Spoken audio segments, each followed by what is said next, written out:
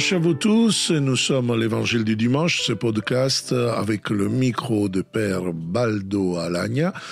Nous sommes au 32e dimanche du temps ordinaire. L'Évangile de cette semaine, Luc 20, 27, 38. Et nous allons le voir, c'est un évangile qui nous provoque. Surtout, il nous fait réfléchir sur les réalités un peu auxquelles on pense jamais, ou parfois ça peut devenir même quelque chose de lourd pour certaines personnes âgées, des personnes qui en effet ils ont peur de la mort. On va parler de la résurrection. Et nous voyons que après que Jésus, dans les versets précédents, dans le temple, a dénoncé les autorités plus hautes d'avoir transformé le temple dans une tanière de voleurs. Alors là, on voit vraiment que se déchaîne une offensive de la part du Synédrium, de la part des grands prêtres, des scribes, des anciens d'Israël, les pharisiens. Et je vous rappelle que l'enseignement de Jésus, selon une analyse exégétique correcte, nous dit qu'en effet Jésus il serait un pharisien, donc c'est sa classe, son parti social qui se révolte à lui, pour ce qu'il dit justement, qui était émerveillé des réponses dans l'étude, dans l'enseignement, mais en même temps, les pharisiens, pour un certain temps, ils avaient fait silence. Là, c'est la foi des Sadducéens. Les Sadducéens sont ceux qui font partie de l'aristocratie sacerdotale, économique de toute la nation. Selon Luc, au chapitre 20, nous voyons au verset 27, justement, que quelques Sadducéens s'approchent, ceux qui soutiennent qu'il n'y a pas de résurrection, on va le voir. Sadducéens, le nom vient de Sadoc, qui était un prêtre au temps du roi David, qui consacra Salomon à la place du roi légitime Adonia. Donc, vous voyez déjà dans le nom de ces deux hommes, il y a un problème. Salomon, c'est un homme de paix. Nous savons qu'à la fin de sa vie, il a perdu complètement la foi, tellement qu'il a consacré, une 50aine de temples aux dieux païens des femmes avec lesquelles il était concubin. Donc, nous voyons que c'est le fils du péché du père. Donc, le roi légitime doit être Adonia, qui porte le nom Adonai dedans. Donc, le Seigneur, il porte justement le nom de Dieu dedans. Parce que le nom de Dieu pour un Israélite est porté justement, il est caché toujours dans ce mot, le Seigneur, mon Seigneur. Adonai. Adonai veut dire le sacre tétragramme qu'on ne peut pas nommer parce que Dieu n'a pas voulu le nommer.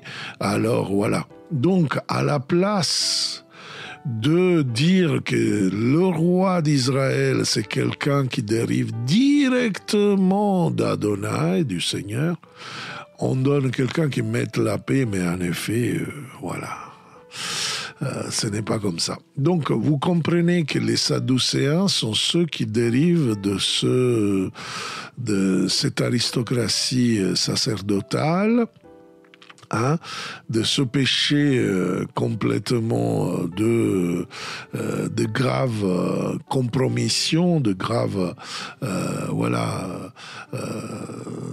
recommandations, on pourrait dire mentalité mafieuse, parce que en effet Salomon va donner la charge de grand prêtre à Sadoc. En effet, Sadoc, il accepte de le consacrer roi d'Israël parce qu'il y a quelque chose qu'il va recevoir. Et il est le premier grand prêtre de l'histoire d'Israël. Alors, voyons un peu notre évangile, ceux qui soutiennent qu'il n'y a pas de résurrection. Donc le thème de notre évangile aujourd'hui, c'est la résurrection. Et nous pouvons penser, mais c'est banal, parce que les Juifs croient à la résurrection. Et non, mes frères et sœurs. Si aujourd'hui vous demandez à un Juif c'est quoi la résurrection, souvent, beaucoup de Juifs ne croient pas et croient plutôt à la réincarnation. C'est terrible, mais c'est comme ça. Pourquoi ? Parce qu'en effet, il y a plusieurs interprétations de l'Ancien Testament, comme les Sadducéens. Les Sadducéens, ils n'acceptent que les premiers 5 livres de la Torah et ils n'acceptent pas tout ce qui se passe après. Donc les livres historiques, les livres surtout prophétiques. Et justement, le terme résurrection n'est pas présent dans les 5 livres de la Torah, Genèse, Exode, Deutéronome, Nombre et Lévitique, il n'y a jamais ce mot. Par contre, on va le retrouver pour la première fois dans tout l'Ancien Testament, dans le livre de Daniel, donc un prophète assez récent pour Jésus. Et donc, les Sadducéens, une chaste sacerdotale, conservatrice, traditionnaliste, on pourrait dire la droite du temps. Voilà, il reconnaît comme parole inspirée, parole divine, seulement les livres de Moïse et donc les livres de la Torah. Le reste, bon. Donc c'est un problème. Parce que, en effet, l'image, l'enseignement que Jésus donne, ce n'est pas d'une religion morte, là sur Moïse, mais c'est vivante. Et on va voir encore le terme. Ces Sadducéens, excusez-moi, ne reconnaissent pas les prophètes. Donc, Dieu, c'est un Dieu qui a parlé à Moïse et aujourd'hui ne parle plus. Donc, eux aussi, ils ne vont pas croire à la résurrection parce que pour eux, c'était une doctrine récente, inventée par quelques prophètes. Et pour les Sadducéens, c'était une doctrine portée avant par les pharisiens. Donc, vous voyez un argument qui fait penser que Jésus était pharisien et venu dehors de cette partie du peuple. Et c'est pour cela aussi que Jésus pouvait les critiquer. Et voilà. Donc, c'est pour cela qu'ils sont extrêmement contraires à la résurrection. Donc, il détient le pouvoir économique et aristocratique, la noblesse de la ville de Jérusalem. Et donc, ils sont tellement dans les luxes, dans les biens, dans l'Odyssée, on pourrait dire, que veut vraiment ne pas penser qu'il y a une vie meilleure dans l'au-delà. On pourrait dire comme ça. Et s'approchèrent de Jésus et l'interrogèrent. « Maître ». Ah, voilà la typique fausseté. Car ils ne vont pas chez Jésus pour apprendre, mais pour le juger, le condamner. Alors, vous voyez, ils le disent maître. Quelle fausseté il y a dans leur bouche. Moïse nous a prescrit, donc voici, ils posent leur fondement théologique. Moïse est l'unique duquel reconnaissent l'autorité. si un homme a un frère qui meurt en laissant une épouse, mais pas d'enfant, il doit épouser la veuve pour susciter une descendance à son frère. Alors, nous sommes devant une casistique, donc une question avec un cas peut-être inventé, on ne sait pas, qui doit être réglé par la loi du Lévira, dans l'hébreu Lévir, qui veut dire beau-frère, contenu dans le livre du Deutéronome et autres textes de la Bible, qui était établi parce que le nom de la personne ne soit pas complètement oublié. Et alors, qu'est-ce qu'il disait cette loi?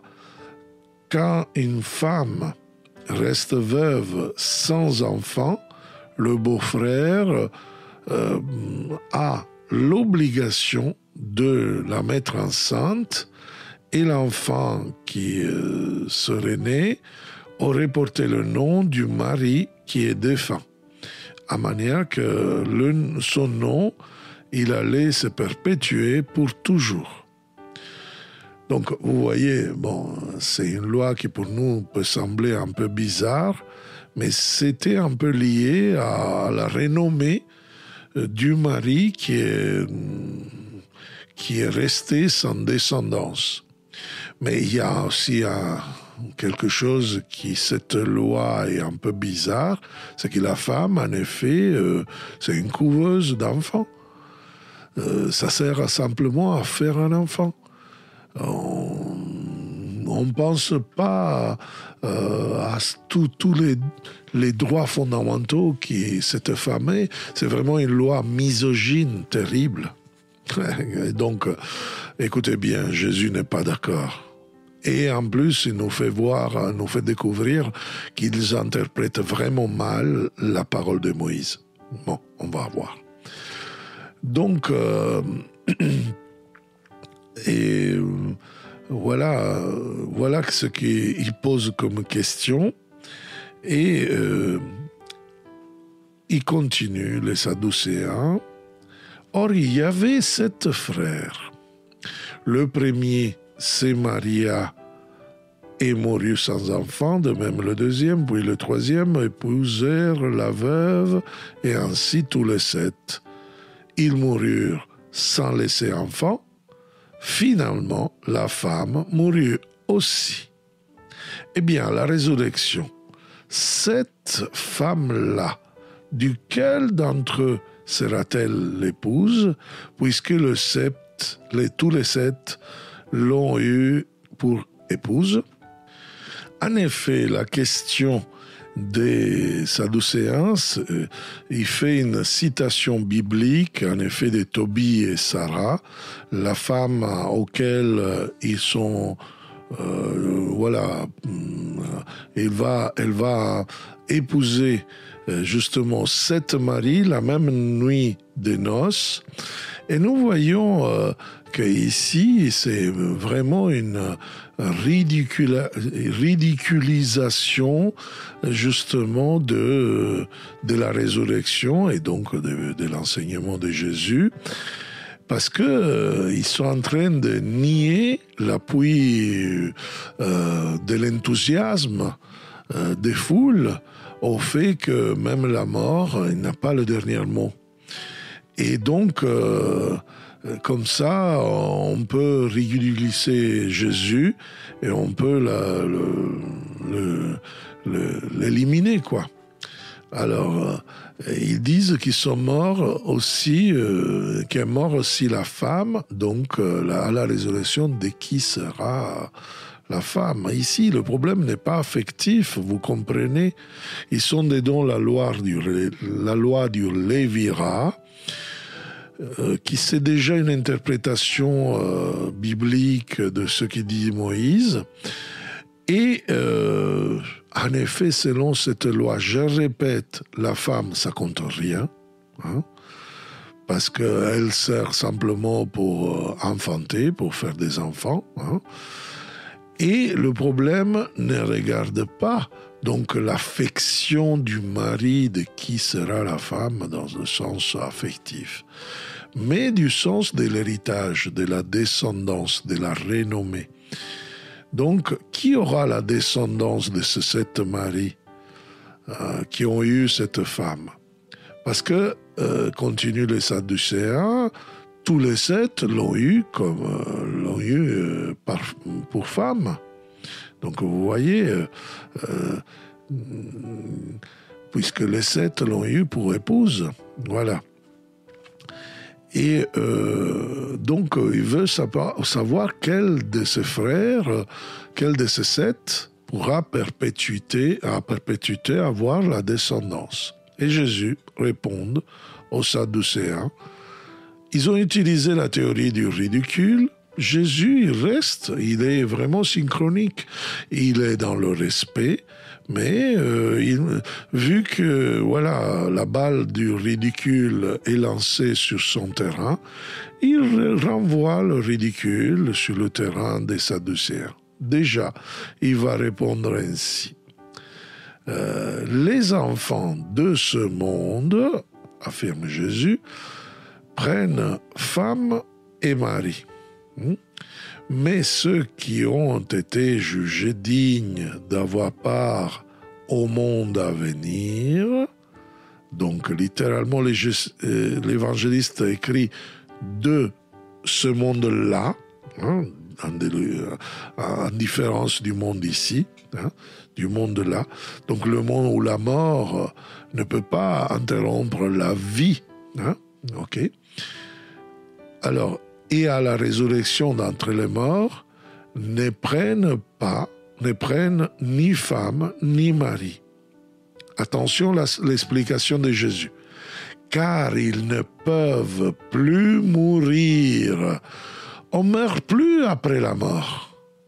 Ça semble banal, mais ce n'est pas banal. L'accent de notre évangile du dimanche est sur le fait que la mort n'interrompt pas la vie, mais il permet à l'existence de se manifester dans une forme nouvelle, pleine, nous pourrons dire définitive. Donc, vous voyez, ils sont semblables aux anges, dit Jésus. Ils ne peuvent pas mourir parce qu'ils sont semblables aux anges. Jésus, avec beaucoup d'ironie, et là vous voyez vraiment un Jésus qui n'a pas de problème à répondre aux questions difficiles, à être mis en difficulté. Il est synchronique dans la communication, il y a une communication superbe, parce qu'il respecte les Sadducéens, n'est pas là pour dire « Ah, c'est vous que vous allez à l'enfer », il ne se fâche pas, il ne fait pas des communications complètement dissonantes, mais il reste dans la résonance, il reste dans quelque chose de sympathique, tout en restant dans son enseignement cohérent avec l'enseignement qu'il a à faire. Et en plus, il rajoute une couche. Et oui, parce qu'il parle des anges. Il parle d'un autre argument qui pour eux, c'est hérésie. Pour eux, le mot ange n'existe pas dans l'Ancien Testament. Et ce n'est pas vrai, on le sait bien. Mais on va voir qu'est-ce qu'il dit Jésus. Parce qu'il utilise cet argument des anges. Les Sadducéens n'y croient pas aux anges. Les anges, de qui ils reçoivent la vie? Ne reçoivent pas la vie de leurs parents. Ce n'est pas les parents qui donnent vie aux anges. C'est Dieu lui-même. Donc vous comprenez que ces gens qui n'ont pas eu des enfants, ils meurent, donc ils n'ont pas besoin de faire naître un fils, parce que la vie qu'on reçoit, comme les anges, vient directement de Dieu. En recevant cette vie directement de Dieu, est éternelle et indestructible. Donc, les chrétiens ne sont pas les chrétiens ne sont pas des gens qui peuvent penser que la mort est là pour interrompre la vie. Non. Les chrétiens sont là pour dire la mort est une guérison et nous donne même la vie, nous donne une vie indestructible. Tellement que va dire Jésus qu'ils sont enfants de Dieu et enfants de la résurrection, c'est-à-dire engendrés par Dieu. Et Dieu communique à chacun la même vie de son cœur, de sa vie. Voilà, la vie qui vient de Dieu, une vie pour toujours, la vie de la résurrection. Donc vous voyez,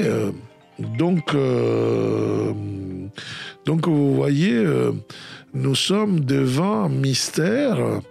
Nous sommes devant un mystère, justement, qui Jésus, il traite vraiment dans une autorité crédible, parce qu'il dit vous êtes en train de dire n'importe quoi. Et je vous dis encore une couche, encore une couche,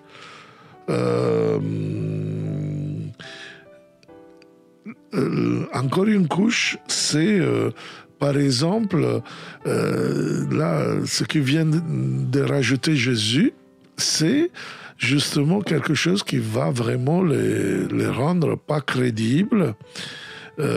Parce que en effet Jésus il dit ils sont enfants de la résurrection, et il rajoute que les morts ressuscitent. Moïse lui-même le fait comprendre. Donc il va utiliser le fondament, l'autorité reconnue par les Sadducéens, qui disent que, en effet, dans la Torah, il n'y a pas le mot résurrection, mais Jésus va interpréter les paroles de Moïse avec la résurrection. Regardez qu'est-ce qu'il va dire. Moïse lui-même le fait comprendre dans le récit du buisson ardent. Quand il appelle le Seigneur, le Dieu d'Abraham, Dieu d'Isaac, Dieu de Jacob, il n'est pas le Dieu des morts, mais des vivants. Tous, en effet, vivent pour lui. Vous voyez, c'est fantastique. Là, vraiment, nous apprenons une manière d'interpréter l'écriture sainte, qui parfois il porte des trésors, même s'il ne dit pas une réalité, une théorie, la théorie de la résurrection, mais Jésus donne cette interprétation qu'il est déjà présent. Et il parle de l'épisode fameux du buisson ardent, quand Dieu s'est manifesté à Moïse, parle de 3 personnages auxquels, pour une intervention divine, était possible d'avoir une descendance de leur femme qui était stérile. Abraham, Isaac et Jacob. Donc, Jésus donne l'affirmation plus importante de ce passage. Dieu n'est pas un Dieu des morts, mais des vivants. Car, en effet, tous vivent pour lui. Donc, Dieu ne donne pas la mort, ne donne pas la maladie, ne donne pas la souffrance.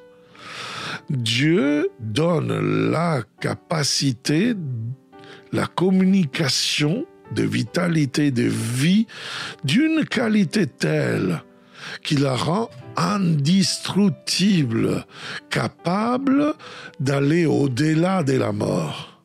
Parfois, il nous donne une grâce de guérison, et pour cela, nous devons vraiment croire que Dieu guérit.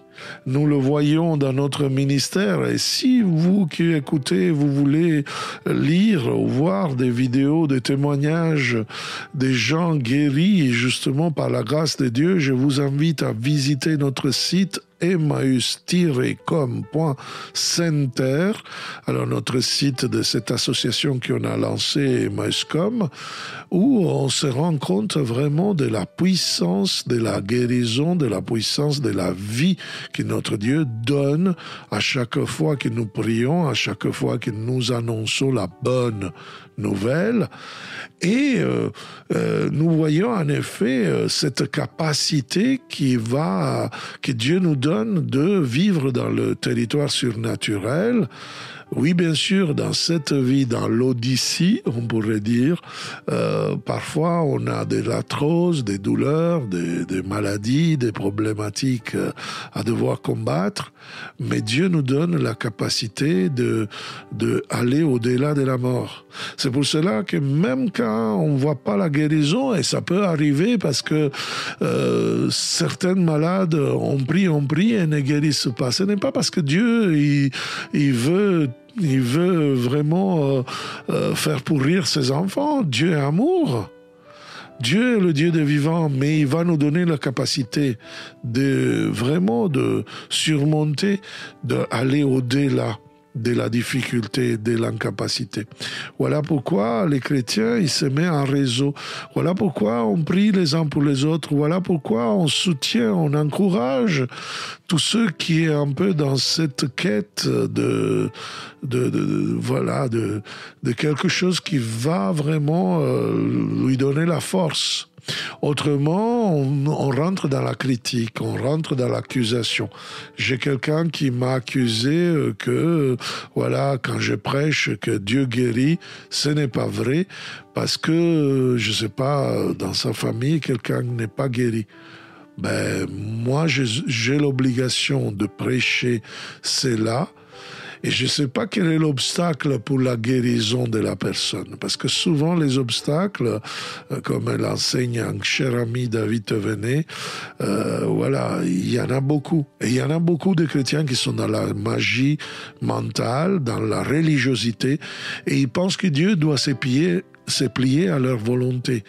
Alors, Dieu guérit, Dieu nous aime, mais il nous demande d'être vivants, de n'être pas critique, de n'être pas religieux, de n'être pas dans une telle religiosité qui parfois, à la place d'adorer Dieu, il adore soi-même, ses besoins, un peu comme les Sadducéens, en faisant de nous une chaste privilégiée qui plie Dieu à nos besoins, à nos intérêts.